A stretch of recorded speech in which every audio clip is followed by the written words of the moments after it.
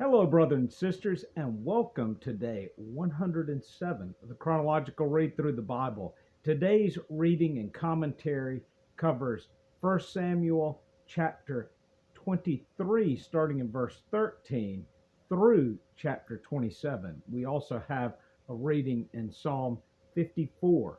I also believe, and we're going to look at this in a little bit, I believe that Psalm 7 also would fit very well in this portion of today's reading. So we're going to get to that in a little bit. So again, Saul is pursuing in hot pursuit of David, and this takes place until all of a sudden he has to turn his attention to war. He has to go out to fight the Philistines. And in this time, it's sort of a break that David and his men have. We also know that his numbers continue to build because they will go from 400 to 600.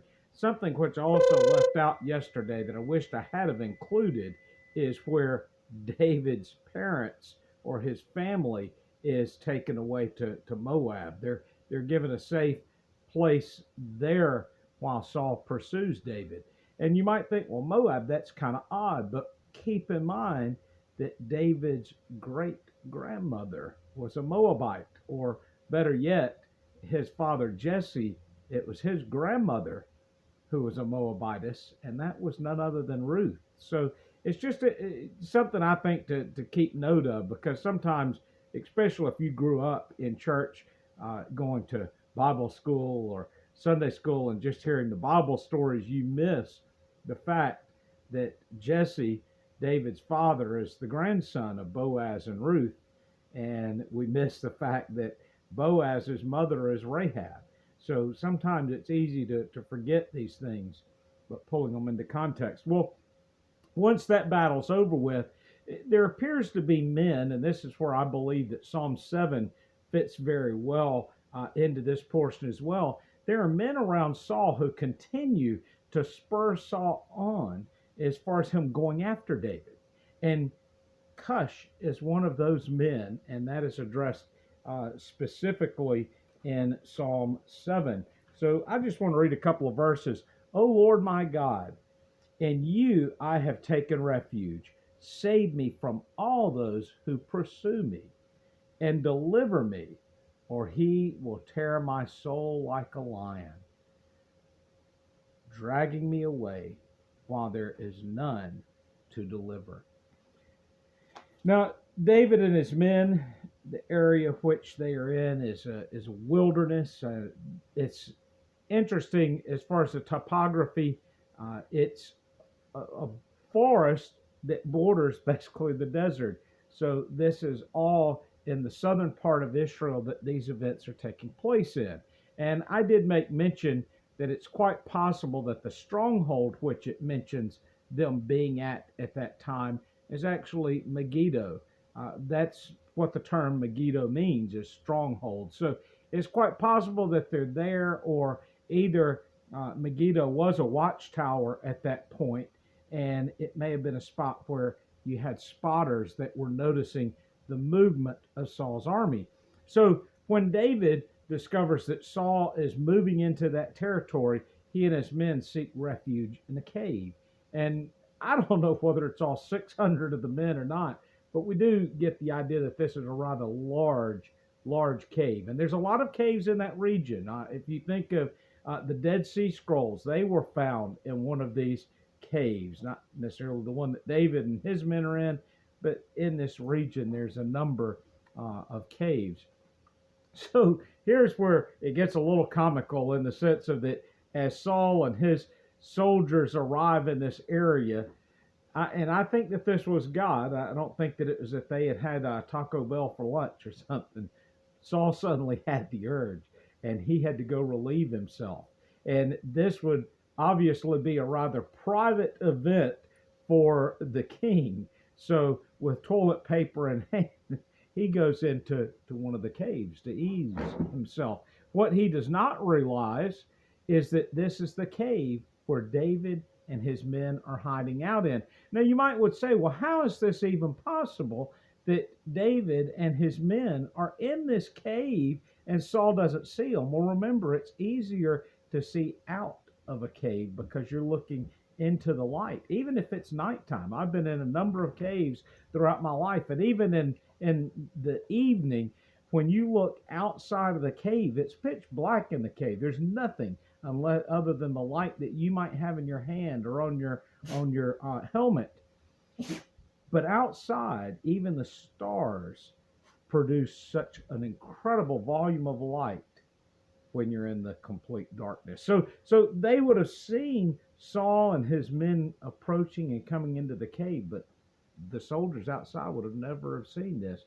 And then you might even wonder, because I remember thinking about this before as well, like, how did he not hear all of these men? Just them breathing, just maybe one of them rattling his sword, or somebody dropping something, or someone maybe even sneezing. I think that this is because he's got such a vast army outside of this cave that their noise is deafening with inside the cave as well. Well, of course, when David's men see Saul, they're saying, hey, God, this is your chance. God has delivered him into your hand. And David here shows great restraint and still continues to show tremendous respect for Saul as being the anointed king, even though God's mantle of that anointment has already left Saul and now been placed upon David. He still respects the position. Maybe even this mindset of saying, when I'm king, I hope that people have the same respect for me. Yet we'll see later his own children don't have that level of respect for him.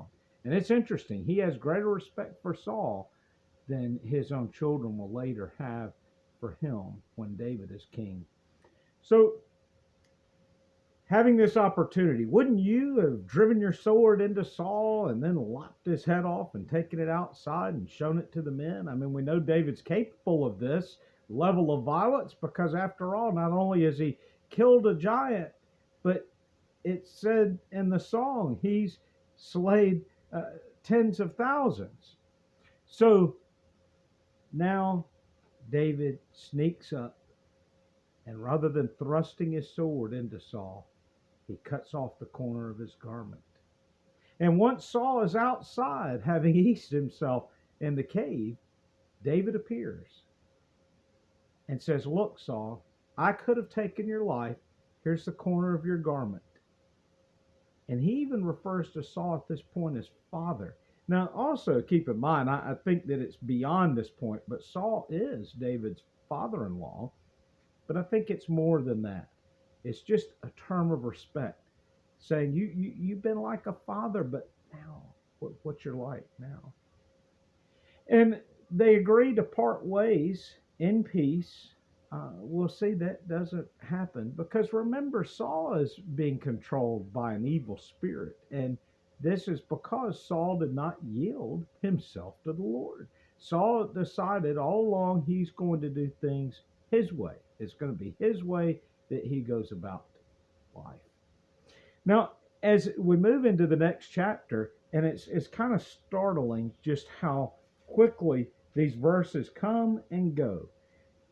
It says at verse 1 of chapter 25, then Samuel died, and all of Israel gathered together to mourn for him and bury him at his house in Ramah.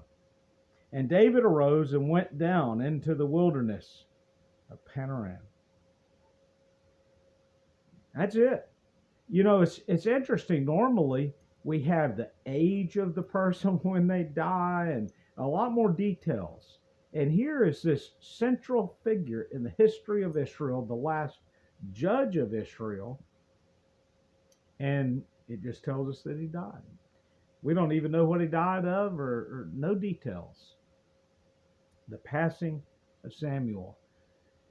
It's interesting that we're going to see a little spiritual transition here in David's life, where David just came off of a high point with sparing Saul's life and showing great restraint, to where at the time that Samuel, we picture going up, dying, as David is going down. David ends up with a new challenge before him in the area where he and his men have been. There's been a man who was a vast owner of sheep, had large quantities, and now that it's the time of the sheep shearing and the time when he would be selling off his wool, David sends some of his men to collect some fees. And I know you would say, well, there wasn't an agreement. Well, we don't really know necessarily that there was an agreement, but David and his men had clearly been giving Nabal and his shepherds protection. And I know it almost seems like a mafia thing. We protected your sheep, so you need to give us a little something, or maybe the next time things won't go so well with your sheep. Well, things don't go well. When Nabal is approached by David's men, he says, "Who is this David?"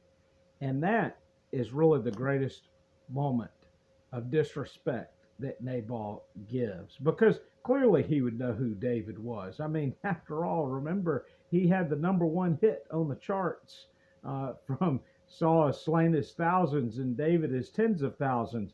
Everyone knew who David was. And this is showing a great sign of disrespect. But David, rather than at this moment turning this over to the Lord as he had done with other actions, he takes it upon himself. And he comes down upon Nabal and wipes him out. As I say, it's a great transition or a shift between how he treated Saul versus how he deals with Nabal. And you would have seen this in your reading today, and it's just found as a shocking moment. But at the same time, this is what makes the Bible so much more realistic than even a fictional book, because this is just what real life, everyday people are like. There's one situation that people can freely give to the Lord, and then there's others where they doubt. One minute, maybe one individual really has a great trust of the Lord with their finances, but when it comes to their health, they live in fear, because maybe their family members of the past had poor health, or they had seen a family member die suddenly of health conditions. So when it comes to their health, they have a difficulty in turning that over to the Lord. But when it comes to their finances, they can live week to week because they know that God always is taking care of them. And yet, then they can act very irrationally when it comes to health. Now, I have nobody in mind when I'm saying this. So if somebody's like, oh, he's talking about, no, I'm not talking about anybody in particular. I'm just using that as an example. It really is the way that life unfolds for us at times. And we need to make sure that we've given everything over to the Lord, that we're not holding back. And as I pointed out yesterday, this is in part this continuing sin that David keeps living in at times, where he has a real lust of the flesh, and he does have a small sense of pride as well. How dare Nabal disrespect me?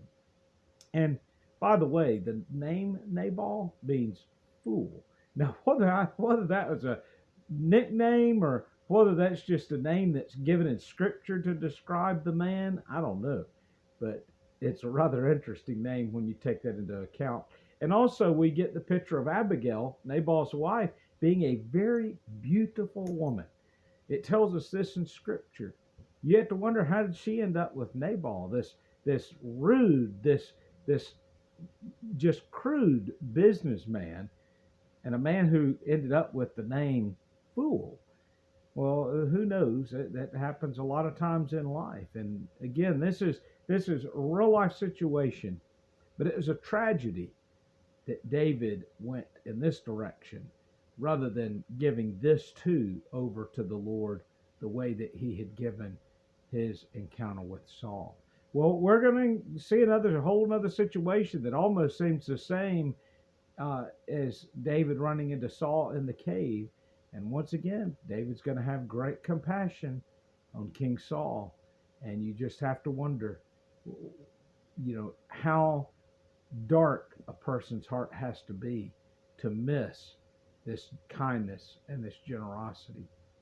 And in your life today, as you read this passage, as you see these two severe cases of David going from one direction to the other, consider in your life, is there something that you've been able to hand over to God and that you don't even have a difficulty in that area versus another spot that still remains that you need to hand over to Him? Well, brothers and sisters, I do hope that your day has gone well. Until tomorrow, God bless.